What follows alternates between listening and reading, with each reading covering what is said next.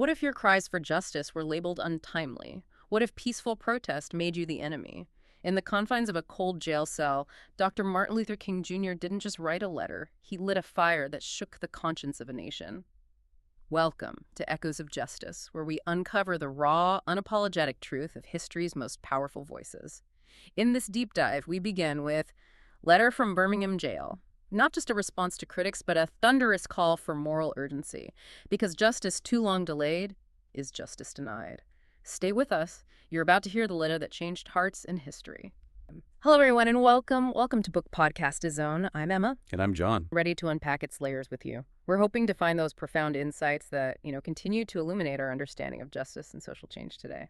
Today, we're embarking on a truly comprehensive deep dive into one of the most pivotal and honestly emotionally resonant documents of the American Civil Rights Movement, Dr. Martin Luther King Jr.'s Letter from Birmingham Jail. And this isn't merely a historical artifact, something you just study from a distance. It really feels like a living testament to the sheer, unyielding power of moral conviction when it's facing entrenched injustice. Yeah, it absolutely does. It just pulses with a relevance that goes far beyond its specific time and place, speaking, I think, directly to our own moments of social and moral reckoning. And what's truly fascinating here, Emma, what gives this letter its undeniable raw power is that this wasn't some planned manifesto, right? It wasn't something carefully drafted over weeks or months in a nice, comfortable office. Quite the opposite, actually. This was a raw, immediate, and utterly profound response. It was born out of necessity, out of this profound urgency. It was penned, famously, on scraps of paper. Right. I've had that, like newspaper margins. Newspaper margins, maybe even jailhouse toilet paper, as the legend goes. All while King was unjustly incarcerated back in April 1963. Wow. So our deep dive today is really going to unpack the powerful, enduring themes he developed from those, humble, kind of desperate beginnings. We'll trace how a confined physical space could give rise to such an expansive and frankly challenging moral vision. And you, our listener, you've specifically asked us to explore the core arguments, the sort of historical currents flowing underneath, and the timeless insights from this incredibly powerful letter. So our mission today is really to distill the essence of King's message, helping you understand not just what he said with such clarity and conviction, but why it continues to resonate so profoundly today, why it still feels like a blueprint for addressing injustice in any era. And as we navigate this text, we're going to explore how King systematically and quite eloquently and sometimes devastatingly dismantled the arguments of his critics. Yeah, he doesn't hold back. No, he doesn't. He makes a case for nonviolent direct action that remains incredibly compelling, even you could say revolutionary, to this day. So prepare for those aha moments as we connect his words to broader philosophical and historical currents. It shows how deeply rooted his arguments were. Yeah, right. They weren't just spontaneous outbursts from a jail cell, but reflections of centuries of moral and ethical thought. Okay, let's dive in. Let's unpack this monumental letter. It begins with such a powerful defense, almost like an immediate counterpunch to criticism King received from a group of white fellow clergymen. It's not a gentle introduction at all. It's direct, it's resolute, and it really sets the tone for everything that follows. So what was the core of their critique, and how did King immediately set the record straight with such compelling conviction? He challenges their assumptions right from the very first paragraph, doesn't he? He absolutely does. And the context here is just crucial. King was in Birmingham, Alabama, April 1963. He was leading a major campaign of nonviolent direct action, sit-ins, marches, boycotts against the city's notoriously brutal system of racial segregation. Yeah, Birmingham had a reputation. Oh, absolutely. He was arrested on April 12th for violating a state court injunction that prohibited demonstrating. Now, while he was in jail, these 8 prominent white Southern clergymen published a public statement. It was in the local paper, the Birmingham News. Okay, so a public call-out. A very public call-out. And their critique was pointed very specific. They called King's actions unwise and untimely. They basically suggested he was an outside agitator who had no business interfering in Birmingham's local affairs. The classic outside agitator line. Exactly. They were essentially urging him, and by extension the movement, to just let the community handle its own issues, probably through slower, more traditional, less disruptive means. Right. Don't make waves. Pretty much. And this wasn't just some general dissent. It was a specific public challenge coming from religious leaders. It was clearly intended to delegitimize his presence there and undermine this movement that was advocating for basic human rights. So they were trying to frame him as this unwelcome intruder coming in and disrupting their quote-unquote quiet southern city. It's a classic tactic, isn't it? To delegitimize a protest by questioning where the leader comes from. Precisely. And King's initial defense is just a masterclass in rhetoric and moral reasoning. He immediately bats away the outside agitator accusation. He states it simply, but so profoundly. Right.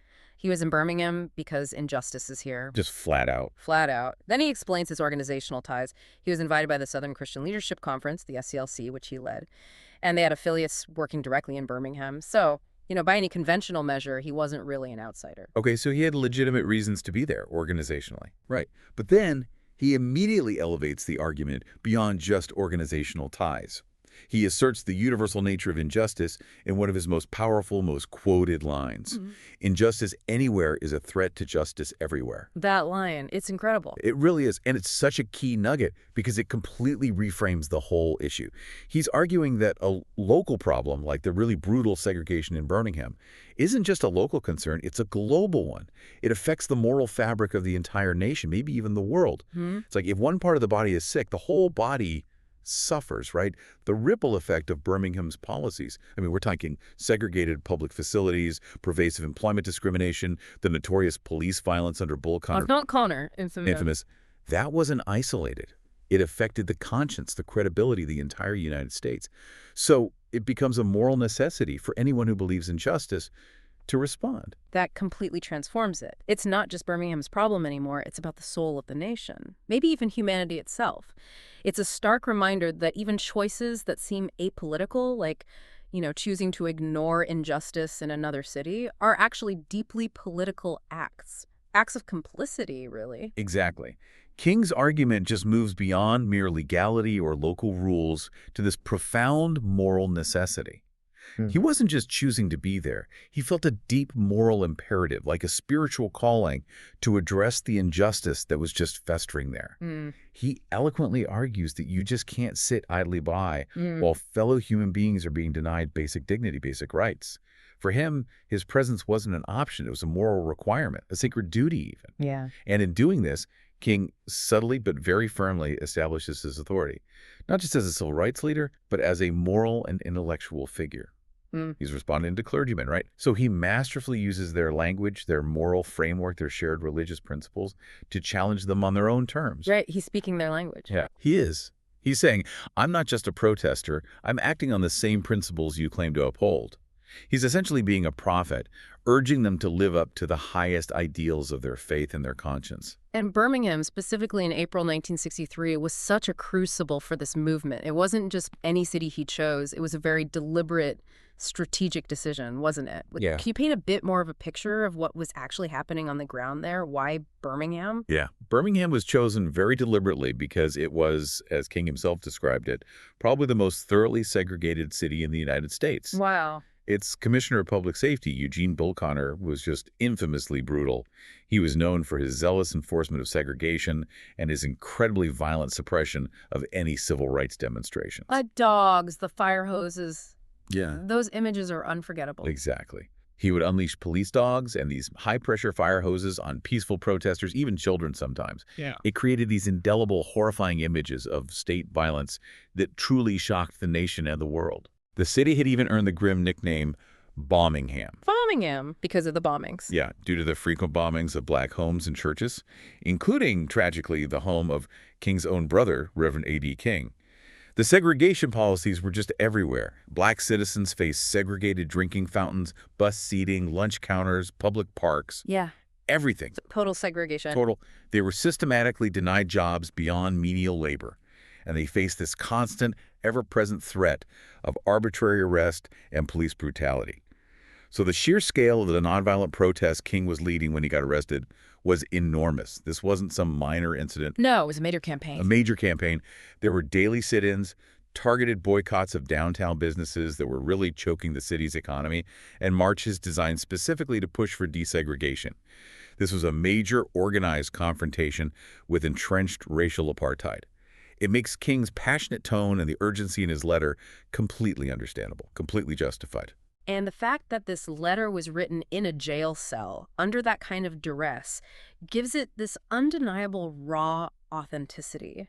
You mentioned the book podcast zone narration captures that, amplifying King's resolute voice. It really underscores why waiting for justice just wasn't an option anymore. What does that context tell us about the immediate impact he wanted to have on his readers, especially those clergymen, and maybe by extension on us today when we listen? Well, it tells us his message was never meant to be, dry or academic. The very act of its creation, penned from confinement, a direct response to being condemned at call, just imbues it with this undeniable urgency. You feel it. You really do. Yeah. And a good narration helps bring out that grit, that determination, that lived experience of injustice in the King's words. He wanted his readers, especially those white clergymen, to feel the weight of the moment, to understand that the urgency wasn't just impatience, it was about the cumulative suffering of generations of Black Americans. Yeah. His conviction was profound. Negotiation had been tried again and again in Birmingham. Promises were made, promises were broken. Pleas for justice had just fallen on deaf ears for far too long. So direct action was the only path left. It was the only viable path left to force a genuine dialogue, to prick the conscience of the nation. That emotional weight of his confinement, as our source material puts it, it's palpable throughout the text. He's not speaking from a position of comfort or academic distance. He's speaking from the belly of the beast, right? Yeah. From the very heart of the injustice he's fighting. And that lends this raw authenticity that just resonates across time. That, combined with a pacing that builds anticipation for his deeper arguments, is what turns the letter into this gripping call to action for anyone who reads it or hears it. You don't just understand his logic. You feel drawn into his moral argument, into his pain. So wrapping up this first section, what does this all mean for us? I mean, this opening just immediately plunges us into the heart of King's mission. It's such a powerful reminder that silence and inaction, when faced with injustice, they aren't neutral positions, are they? Not at all. They actively perpetuate the problem. Yeah.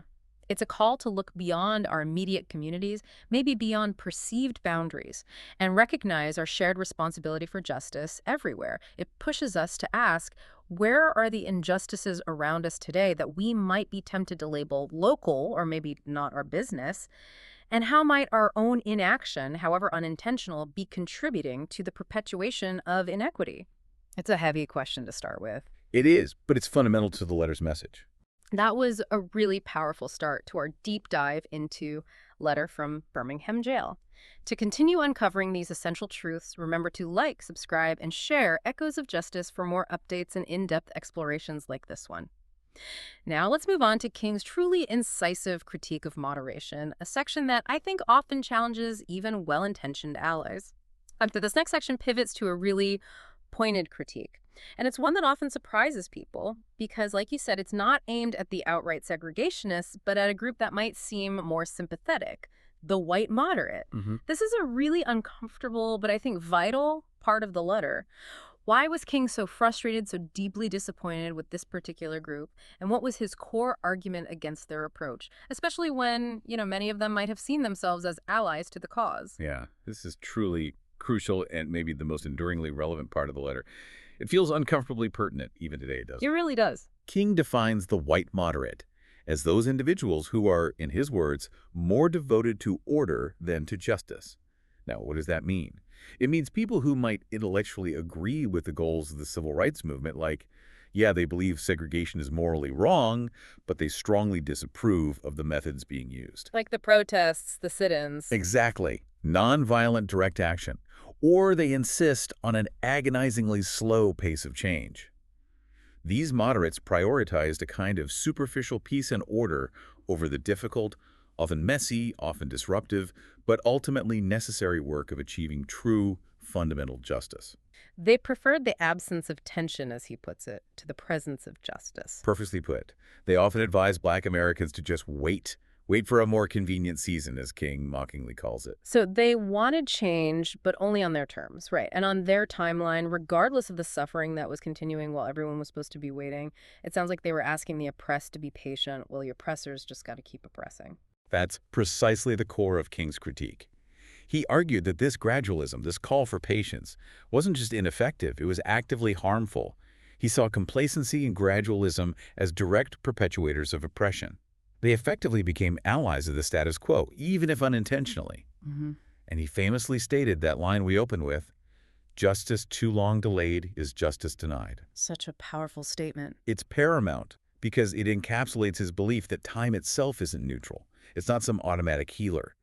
In fact, King argued, time, when used by people of ill will or even by people who are just complacent, can be used to further entrench injustice, to build stronger walls of oppression. Right. Time doesn't inherently solve problems. People do or don't. Exactly. Waiting for things to naturally get better was a luxury Black Americans simply couldn't afford after centuries of systemic dehumanization. And it was a tactic that just prolonged their profound suffering. King described the moderns' position as a shallow understanding. Shallow understanding. Wow. Yeah. And he said it was more bewildering than outright rejection. He found the overt hostility from committed segregationists almost easier to deal with, in a way. Because at least you knew where they stood. Exactly. Their position was clear. But the white moderates' inaction, their desire for a comfortable status quo, their constant urging of patience that, in his view, was a greater impediment to progress than outright opposition. He created this illusion of support while actually blocking meaningful change and perpetuating systemic harm. That's a really powerful and, frankly, uncomfortable distinction he makes. It forces you to reevaluate who your true allies really are in a struggle for justice. It's not just about agreeing with the goal. Not at all. And this was a very real, very palpable tension back in 1963. Many white liberals at the time genuinely advocated for a slower approach to civil rights. Their reasoning often came from a fear of, well, disrupting social stability, provoking violence, or causing further unrest. They're worried about rocking the boat too much. Pretty much. Even the Kennedy administration, despite making some progressive moves and pushing for some legislation, was generally cautious about pushing desegregation too quickly. They often preferred negotiation and using the courts over direct confrontation because they feared it could lead to widespread social chaos, especially in the South. And the Birmingham campaign, with its deliberate strategy of nonviolent direct action, the boycotts, the sit-ins, the marches filling the streets, was a direct confrontational challenge to exactly that mindset. It wasn't waiting. It wasn't waiting for legislative timelines or court rulings. It was forcing the issue onto the national conscience right then and there, demanding immediate attention, demanding negotiation. It directly confronted that gradualist approach. It forced people, including moderates, to choose sides, not just observe from a comfortable distance. And it exposed the profound inadequacy of patience when faced with persistent, brutal injustice. A specific local example here is how the Birmingham campaign, through its disruptive boycotts of downtown stores, directly hit the economic interests of the white business community. This economic pressure forced some of those moderates who might have preferred gradualism to actually engage in negotiations, because the order they valued was being disrupted in a way they couldn't ignore their wallets. Right, that disruption forced the issue in a very practical way. Now, thinking about the Book Podcast Zone narration again, it's described as underscoring King's deep frustration here. How does really understanding that frustration help us connect with his message today? Especially when we think about systemic delays in justice now, where modern movements often face very similar calls for patience or moderation. Well, the narration is key because it doesn't just read the words. Ideally, it conveys the immense emotional weight behind them. King's frustration here, it isn't just simple anger, though there's certainly righteous indignation there. Oh, definitely. But it's also this deep weariness, isn't it?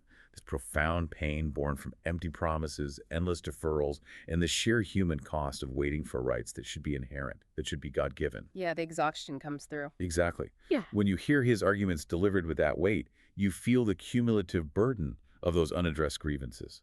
You feel the pain of Black families being told generation after generation to just wait for their rights, wait for their children's safety, wait for their basic human dignity. And that emotional resonance is precisely what connects it so powerfully to today. You think about modern social movements, maybe for climate justice, indigenous rights, LGBTQ plus equality, or the continuing struggles for racial equity. What forms does moderation or gradualism take now? That's a good question. Maybe endless commissions that don't lead to action. Right. Or prolonged legal battles without real enforcement. Political gridlock that delays essential action for years. Yeah. Or just that constant refrain to wait your turn or protest more politely so you don't make people uncomfortable. Yeah, all of those sound familiar. King's argument speaks directly to that feeling of profound urgency for immediate action that so many activists in marginalized communities feel today. It makes his critique both intellectually sound. He lays out the logic clearly and deeply emotionally resonant. He blends reasoned argument with this heartfelt appeal, making it impossible to just dismiss his frustration as mere impatience. It's a deep moral critique of inaction itself. So, what does this section really mean for us? It forces us to confront some uncomfortable truths, doesn't it? About inaction, about the subtle ways we might even unintentionally perpetuate injustice. It challenges us to consider whether our own desire for order or comfort or maybe social stability sometimes comes at the expense of true, equitable justice.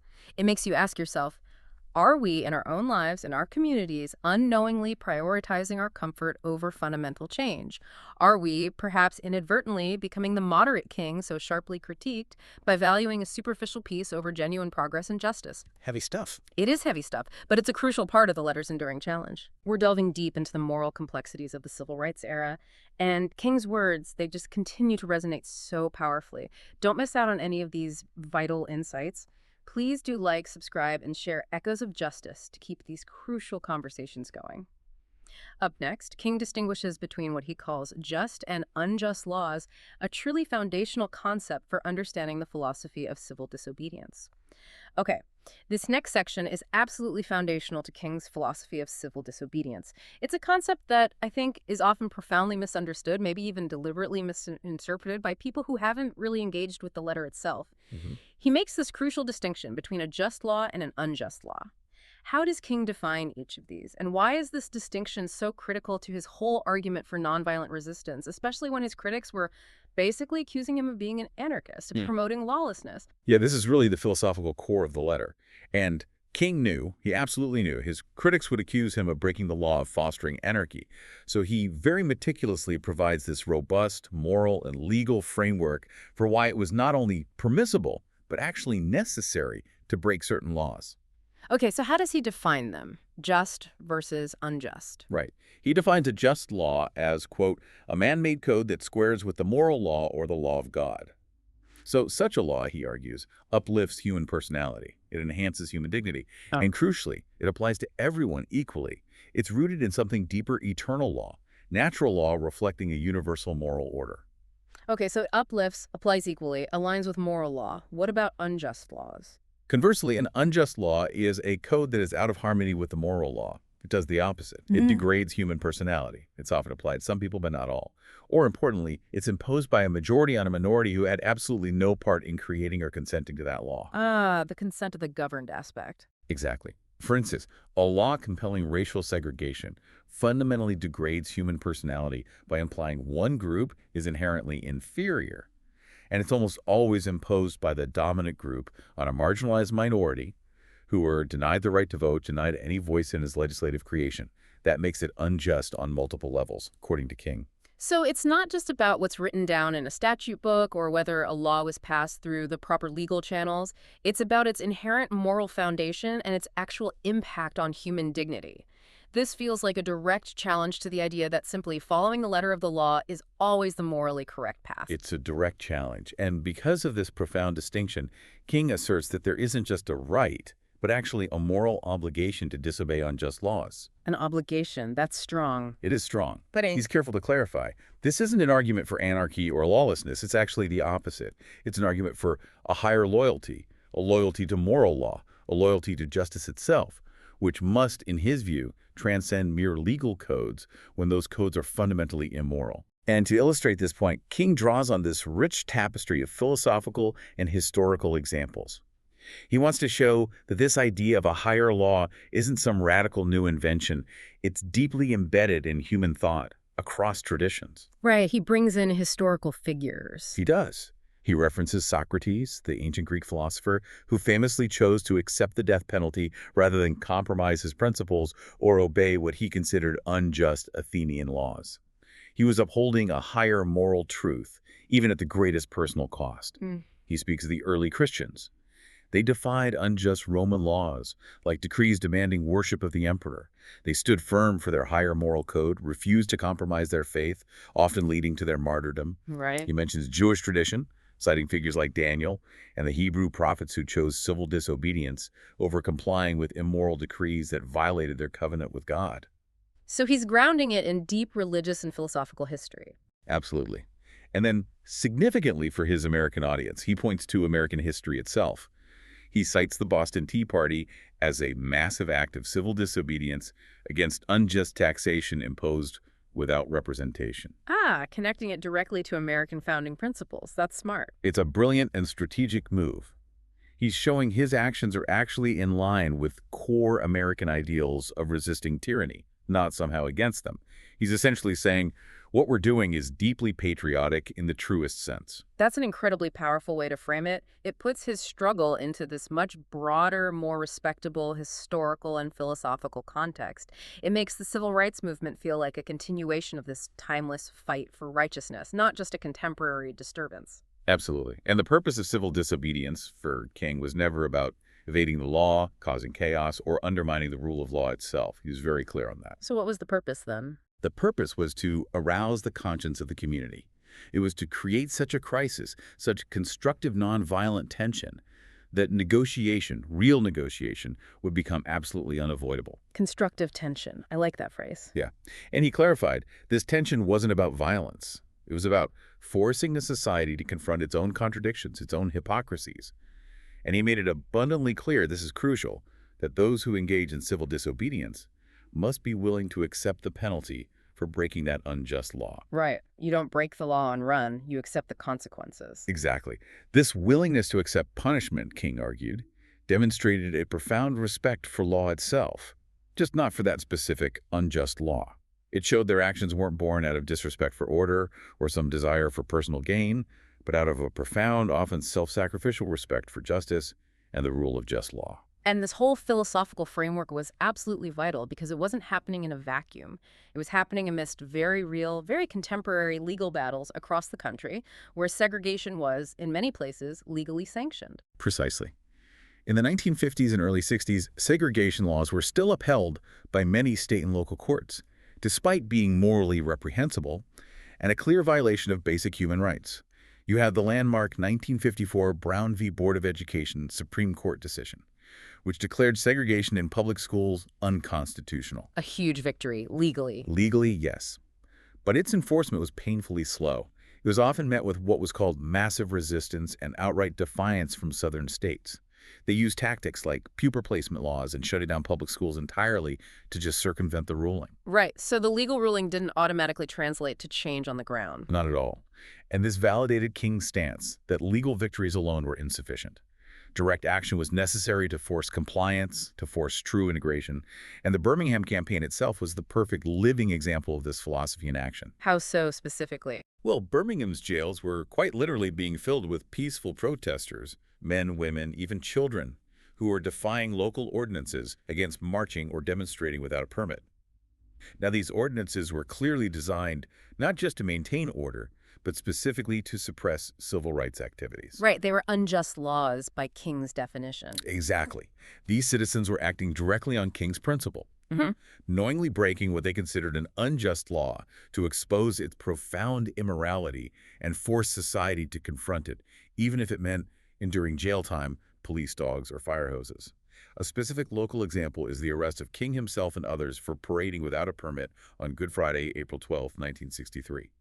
They knew the permit ordinance was being used unjustly to deny their First Amendment rights, so they deliberately violated it, accepting arrest to highlight the injustice of the law itself. They chose to be arrested to make that point. Wow. Yes. It was a conscious act of civil disobedience based entirely on this principle. Thinking again about the BookPodCastZone narration, it's described as bringing such clarity to King's complex legal and moral arguments, making them accessible but still profound. How does this section, when you hear it, engage us with the philosophy of justice in a practical, applicable way, so it doesn't just feel like some abstract academic exercise? Well, the strength of a good narration here lies in its ability to bridge that gap between theory and practice.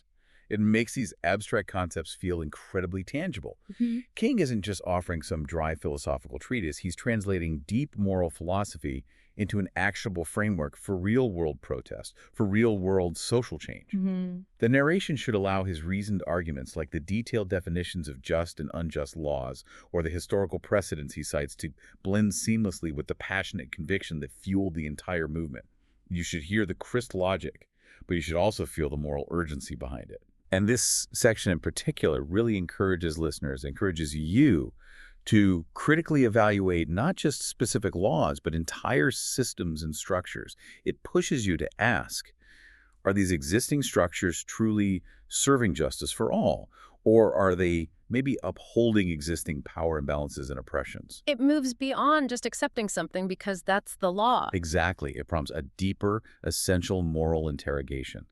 It's a powerful invitation to active critical thinking, empowering the listener to question the very foundations of societal norms, not just accept them passively. So, wrapping up this crucial section, what does this all mean for us today? This idea that we have a moral duty to disobey unjust laws. It's a powerful, even revolutionary concept, isn't it? It really is. It challenges us to look beyond mere legality to a higher standard of morality. It makes us question the systems we operate within and maybe the moral compromises they might demand of us. What stands out to you about King's justification for civil disobedience, and how might it compel us to scrutinize what we accept as the law when we look at contemporary issues around the world today? It's a big question. It's a huge question, and one that remains incredibly relevant. We're continuing our deep dive into the foundations of Dr. King's powerful arguments. Don't miss the next crucial section of the letter. Make sure to like, subscribe, and share Echoes of Justice to stay connected with these important discussions. Next, King turns his critical gaze towards an institution he was deeply a part of, the church. Now, King, as a Baptist minister himself, saves some of his most profound and I think most heartbreaking critique for the church. This wasn't criticism coming from an outsider. It came from deep within, didn't it? From a place of love, but also profound disappointment. Deep disappointment. Why was he so disappointed with religious leaders, particularly the white church leadership during the civil rights movement? And what did he passionately call on them to do? What role did he see them failing to play? Yeah, this section is incredibly poignant, precisely because it is a critique from a son of the church. He's writing directly to his peers, his colleagues, his brothers in faith.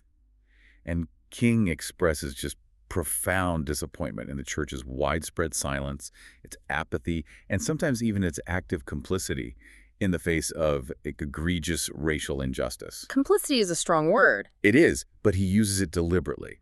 He saw this shocking failure of religious institutions to live up to their own professed ethical principles, the principles of love, justice, human dignity that they preached about every single Sunday. Right, the gap between word and deed. Exactly. They preach these lofty ideals, but then, too often, they either remained shamefully quiet when it mattered most, when their voices were desperately needed, or worse, some actively supported and even tried to theologically rationalize segregation and racial hierarchy. It sounds like he felt the church hadn't just lost its moral compass, but in some ways had actually become part of the problem it was supposed to be challenging. That's precisely his argument.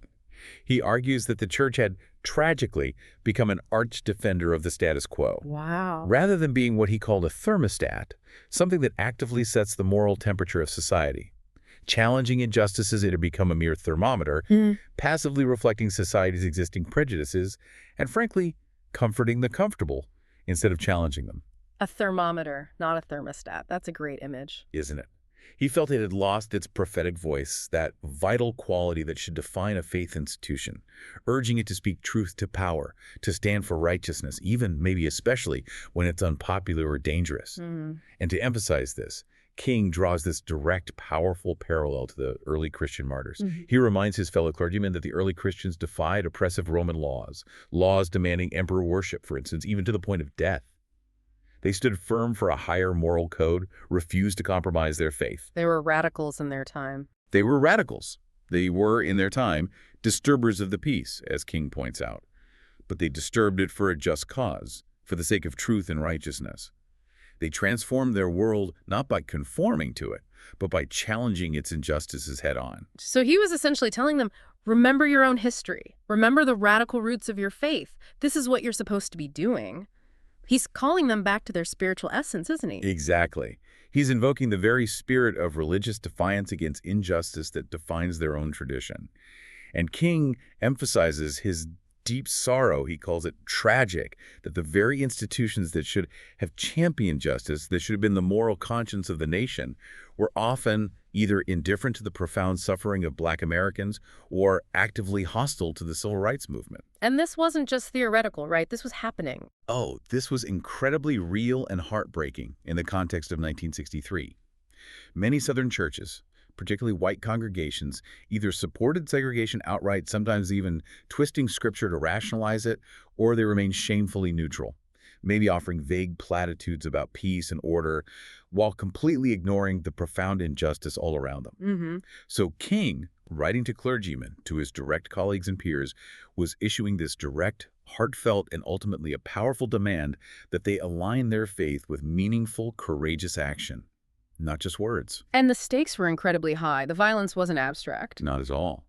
A devastating local U.S. example, though it tragically happened a few months after the letter was written in September 1963, profoundly underscored the stakes of King's critique. That was the horrific bombing of the 16th Street Baptist Church in Birmingham. Oh, yes. Terrible. Terrible. A bomb planted by white supremacists exploded in the church, killing 4 innocent young black girls, Addie Mae Collins, Carol Robertson, Cynthia Wesley, and Denise McNair, just as they were getting ready for Sunday school. Unimaginable. Unimaginable.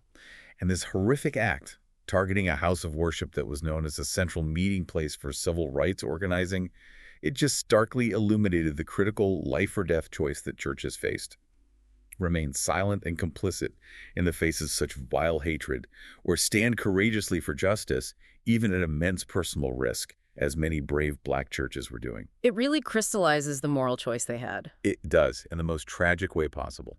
Thinking about the narration again, the source material mentions it being infused with a preacher's cadence, invoking King's ministerial roots. How does understanding his background as a religious leader and hearing that cadence maybe deepen our appreciation for this particular critique and make it, as the notes say, deeply moving for listeners who value spiritual and ethical discussions? Well, that preacher's cadence in the narration, if done well, is crucial. It gives King's words an undeniable authenticity, a certain authority, and a deep emotional resonance. Because King was a minister, he was a theologian, a pastor. His critique comes not from an outsider looking in, but from deep within the very community he is challenging. Right, it's an insider's critique. Painful, but credible. Exactly. It makes his message more potent, much harder to dismiss as merely political or secular. It's a call for his own community, his own spiritual family, to live up to its highest ideals, to fulfill its divine purpose as he saw it. So, hearing this particular section delivered with that resonance, that cadence, makes it profoundly moving for anyone who values spiritual and ethical discussions, because it really becomes a universal ethical call. While King was focused on the Christian church of his time, the critique resonates for any institution, religious, academic, civic, governmental, corporate, any institution that claims some kind of moral authority but then fails to act on it when faced with real injustice. Yeah, the principle applies broadly. It does. It becomes this timeless challenge for institutions, especially religious ones, to reclaim their true role as moral guides and fearless advocates for the oppressed, rather than just being guardians of comfort, tradition, or social acceptability. So thinking about what this means for us today, this section is such a powerful reminder that institutions, even those built on supposedly strong moral foundations, can falter. They can become complacent, or worse, even complicit in profound injustice. It challenges us to ask whether our own communities or the institutions we belong to, whether they're religious, educational, professional, corporate, are truly living up to their stated values when faced with systemic injustice today. Are we, individually or collectively, maybe falling into that trap of prioritizing comfort or tradition or some perceived neutrality over the urgent imperative of justice and moral courage? It's another really searching question King leaves us with. A deeply searching question for institutions and individuals alike. King's insights just continue to challenge and inspire us, forcing us to look both inward and outward. For more profound discussions like this one, please remember to like, subscribe, and share Echoes of Justice. We're about to explore one of his most defiant and maybe surprising arguments, his bold reclamation of the label extremist. Okay, now we get to one of the most powerful and perhaps really surprising turns in the letter. King embraces, he even reclaims, the label extremist. Now, this wasn't him conceding to his critics, was it? It was a defiant statement, a really brilliant rhetorical move. Why did he choose to do this, and what kind of extremism was he advocating? He draws a very sharp distinction, doesn't he, from the negative connotations that word usually carries. Yeah, this section is truly a rhetorical masterstroke. It's like a moment of profound intellectual and moral jujitsu. Yeah. King knew, he absolutely knew, that he and his fellow activists were being widely labeled extremists by their critics. Yes, it was a smear tactic. Absolutely. Yeah. It was a pejorative term, specifically meant to dismiss them delegitimize them, marginalize their movement by associating them with radical, dangerous elements. But instead of shying away from it or trying to deny the label, he boldly flips the accusation right on its head. How does he do that? He argues that the real question isn't whether one will be an extremist, but rather what kind of extremist one will be.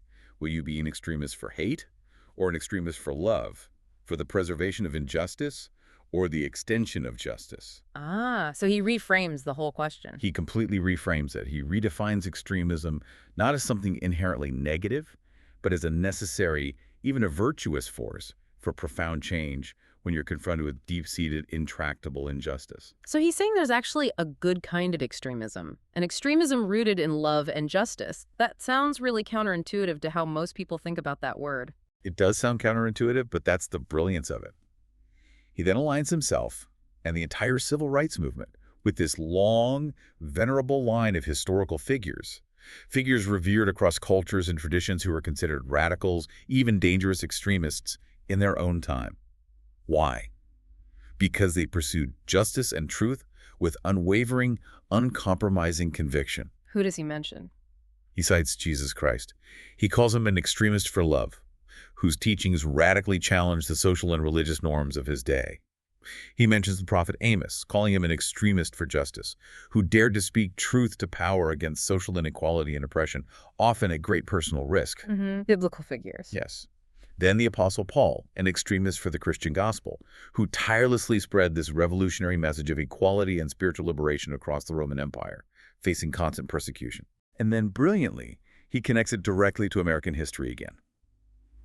Abraham Lincoln, an extremist who signed the Emancipation Proclamation, an act that irrevocably freed enslaved people, but also radically challenged the economic and social fabric of the nation. Right. Seen as extreme by many at the time. Absolutely.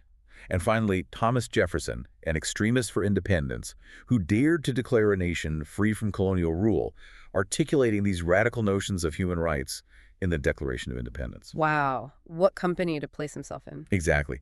By placing himself squarely in this lineage, King elevates his cause.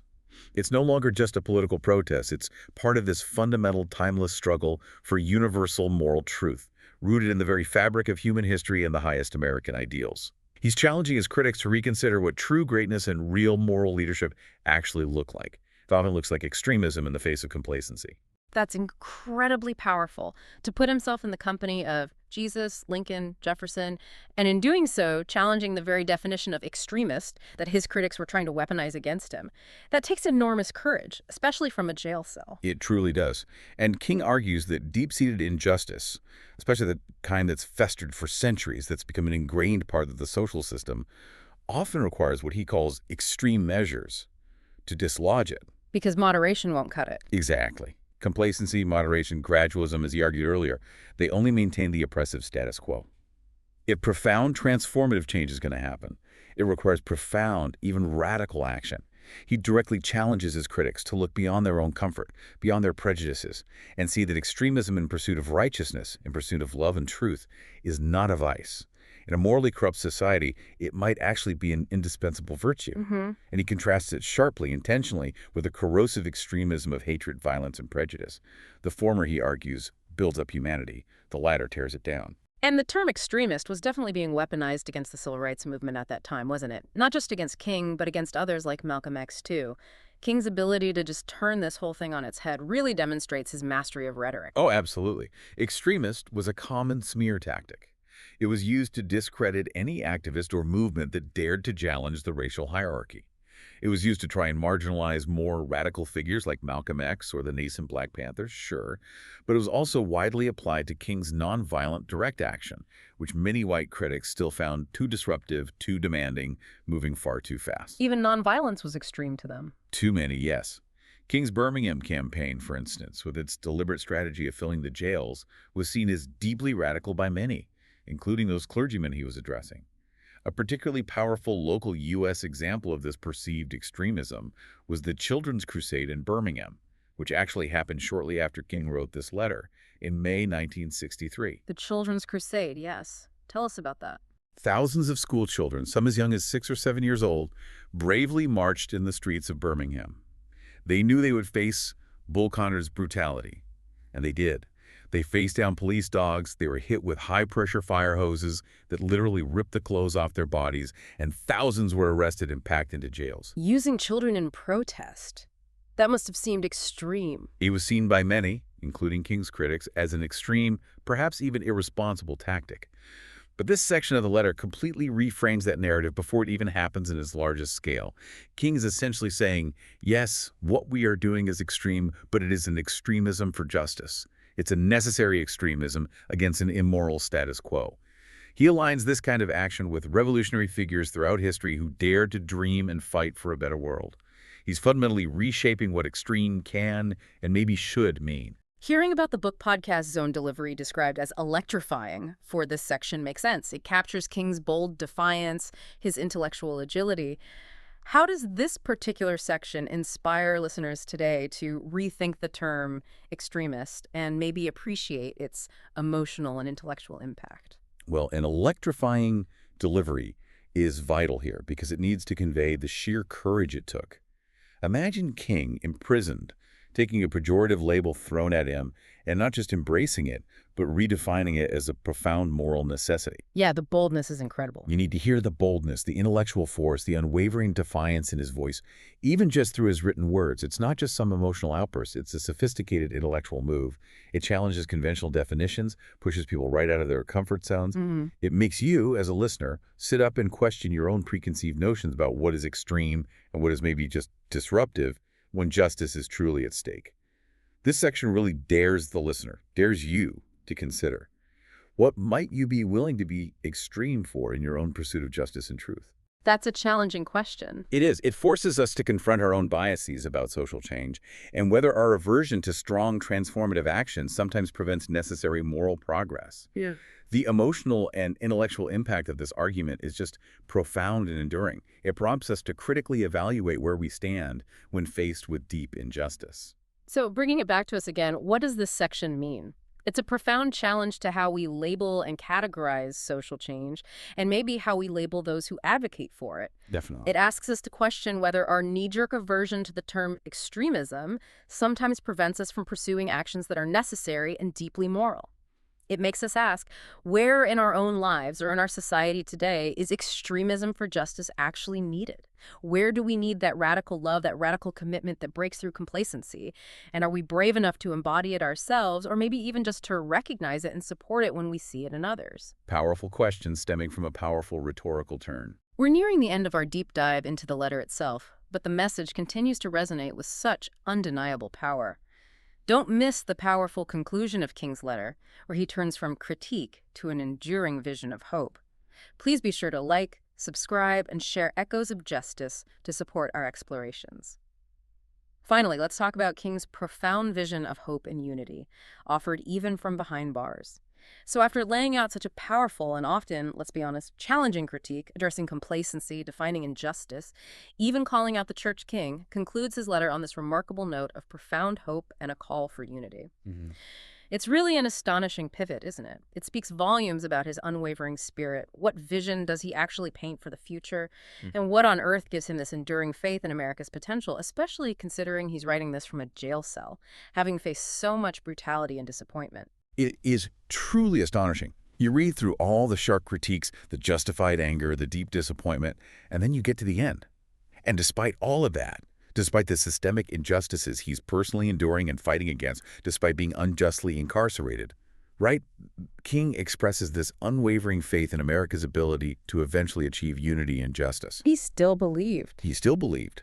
He sees the potential for a truly integrated society, not just one where the laws change on paper, but where hearts and minds are genuinely transformed, where people of all races can actually live together in what he often called the beloved community and genuine brotherhood and sisterhood. Yeah. It's really testament to his deep, abiding belief in the American ideal, the promise embedded in its founding documents, even when the lived reality fell so tragically short of those noble aspirations. His vision of hope wasn't naive. It wasn't blind to the harsh realities. It was a defiant hope. Defiant hope. I like that. Yeah. It was born out of deep conviction, and maybe out of the knowledge, the faith, that justice, however long it might be delayed, could ultimately prevail. So his hope isn't just passive optimism. It feels active, resilient, like something forged in the fires of struggle, born out of this deep conviction in humanity's potential for good, despite all evidence to the contrary sometimes. Precisely. And he dedicates a significant part of this conclusion to acknowledging the immense suffering and the incredible sacrifices made by the unsung heroes of the civil rights movement. Right, the ordinary people. The thousands of activists, ordinary citizens, students, even children who bravely faced violence, arrest, public scorn, economic reprisals, everything. He honors their courage, their perseverance, recognizing it as absolutely essential to any progress being made. He speaks movingly of those who have suffered and sacrificed, the nameless and the famous, the young and the old, emphasizing their inherent dignity, their bravery, their profound contribution, their commitment, their willingness to put their bodies on the line through nonviolent direct action. That, he argues, is what makes genuine progress possible. It's not just leaders, it's the people. Yeah. So King looks forward to a future where equality prevails. A future driven not just by political maneuvering or court decisions alone, but by the collective action of all those who believe in justice, regardless of their background or their current social standing. His conclusion isn't just passively hopeful. It's an active call for continued effort, for determination. He's urging perseverance in the struggle, acknowledging that the journey towards true equality is long and arduous, but that it's a journey worth taking. And this forward-looking optimism, penned from a jail cell, really did foreshadow some of the movement's greatest moments, didn't it? Like the March on Washington just a few months later. It absolutely did. This letter was written in April 1963, and just a few months later, in August 1963, you have the historic March on Washington for Jobs and Freedom.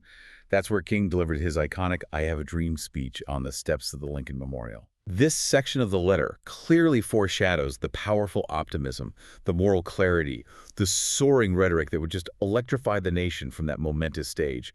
It shows the consistency of his vision for that beloved community. And a powerful local U.S. example of this resilient hope actually came directly out of the Birmingham protests themselves. Despite the horrific brutality, the violence faced by activists and children, despite the initial setbacks and the widespread condemnation from people like those clergymen, the persistent, courageous, nonviolent action ultimately did lead to significant desegregation agreements in Birmingham. Really? What kind of agreements? Agreements were reached later in May 1963, shortly after the Children's Crusade, to desegregate downtown businesses, lunch counters, restrooms, fitting rooms, and to make commitments towards fair hiring practices. It wasn't perfect, and enforcement was still a struggle, but it was a concrete outcome. So the direct action worked. It demonstrated the tangible power of collective nonviolent action. And this undoubtedly fueled King's continued optimism for the possibility of genuine, tangible change. It reinforced his belief that the struggle, though incredibly costly, would ultimately succeed.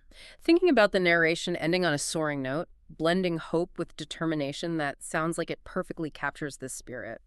How does this final section leave listeners today feeling inspired and reflective, maybe giving them a sense of purpose and possibility, even all these years later? Well, that soaring note in the narration is critical because it needs to capture the sheer power of King's resilience. His incredible capacity to maintain hope, genuine hope, even from a jail cell, under immense pressure, surrounded by injustice. It's just profoundly moving. Yeah, it's hard to imagine. It's a testament to the strength of his convictions, the unwavering clarity of his vision. This section moves beyond critique to aspiration, doesn't it? It moves from diagnosing what is wrong to envisioning what could be. And that inspires reflection. It prompts listeners, prompts you, to consider your own role in working towards a more just future. It encourages us to find inspiration, not just in King's monumental words, but in the sacrifices of countless others, those named and unnamed, who have fought for progress throughout history and continue to fight today. Right, it connects us to a longer struggle. Exactly. Ultimately, it leaves you with this profound sense of shared purpose and shared possibility. It reminds us that the fight for justice, while it's arduous, while it's often painful, is a collective endeavor, and that with perseverance, with a shared vision, we can indeed, as King believed, bend the arc of the moral universe towards justice. It feels like a deeply personal invitation to join that ongoing work, to become a part of something larger than yourself. So, wrapping up this final section, what does it all mean for us? This ending reminds us that even in the darkest moments, defiant hope and the relentless pursuit of unity are powerful, transformative forces. They really are. It's an invitation to persevere in our own efforts, whatever they may be, toward a more just world, no matter how daunting the challenges might seem. and maybe to draw strength from the legacy of those who fought before us. It instills a belief, doesn't it, that progress is always possible if we're willing to fight for it with courage, with conviction, and with hope. What stands out to you most about King's enduring message of hope and unity, especially coming right after everything he had just recounted, the criticism, the injustice, the immense sacrifices? For me, it's the sheer audacity of that hope. The refusal to let the brutality he was witnessing, the hatred he was facing, extinguish his fundamental belief in the possibility of redemption and reconciliation. It's a powerful lesson in resilience. We've explored the profound arguments, the deep historical context, and the enduring relevance of Dr. Martin Luther King Jr.'s letter from Birmingham Jail.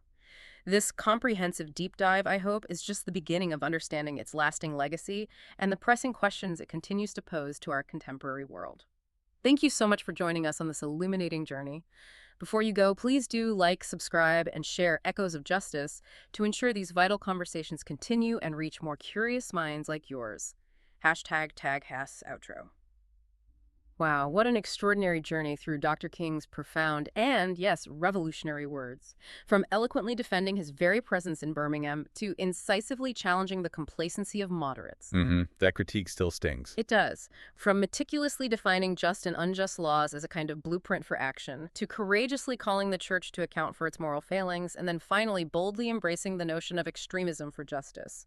His letter is just an absolute masterclass in moral persuasion, unwavering conviction, and the endurance of the human spirit.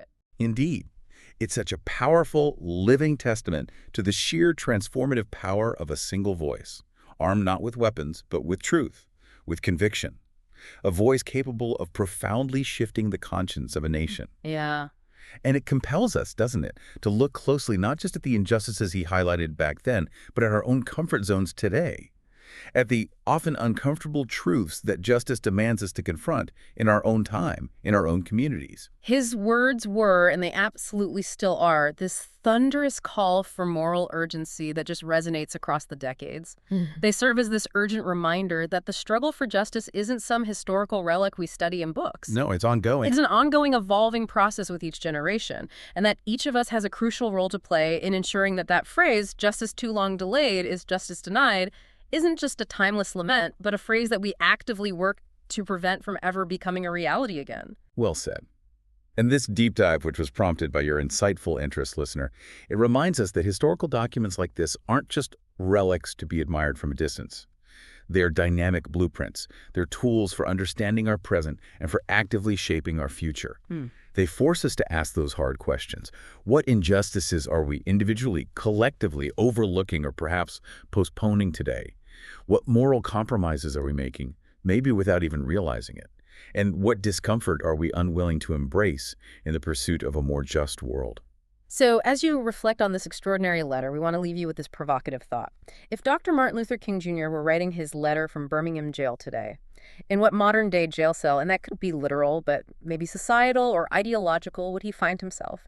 And to what contemporary clergymen, or perhaps other leaders of powerful institutions today, corporate leaders, political figures, media heads, might he be addressing his urgent, unwavering plea for justice? That is a question that truly invites deeper, ongoing exploration and some serious self-reflection. Thank you so much for joining us on this deep dive into Letter from Birmingham Jail here on Echoes of Justice. We sincerely hope you found these insights valuable, thought-provoking, and perhaps even a little transformative. Until next time, keep seeking knowledge, keep questioning the status quo, and keep engaging with the powerful, timeless echoes of justice. Goodbye for now.